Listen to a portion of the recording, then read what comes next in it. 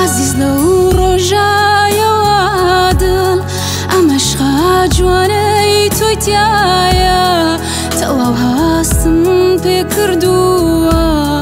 ترپەکانی زۆر خێرایە ڕوح و خەیاڵ و دەروونم بەس جێی تۆی تیا ئابێتاوە وا ئولفاتم پێوە گرتووی وەختە خۆم بیرە چێتەوە هەرچەند تۆ مایەی خەمیشی بەم دوایە گشوارزی سالم کەچینەک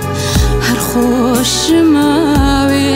بە خەمیش زۆر خۆشحاڵم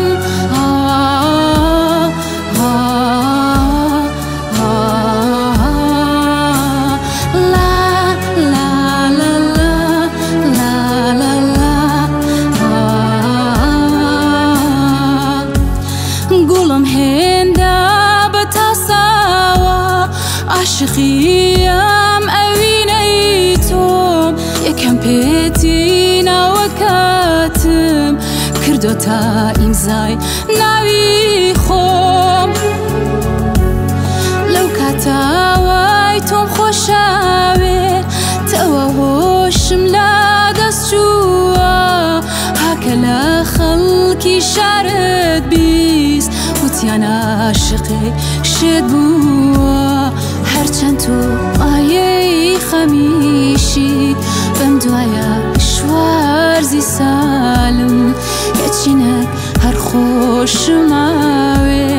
بە خەمیش زۆر خۆشحاڵم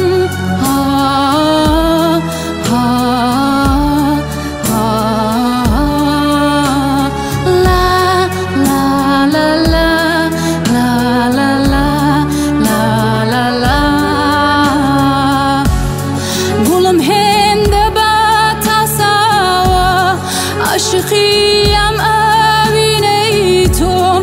یەکەم پێتی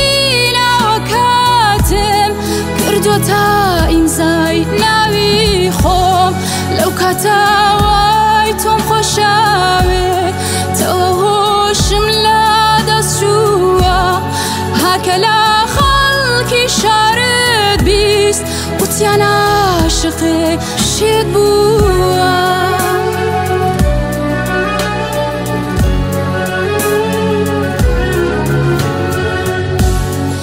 گوڵم هێندە بە تاساوە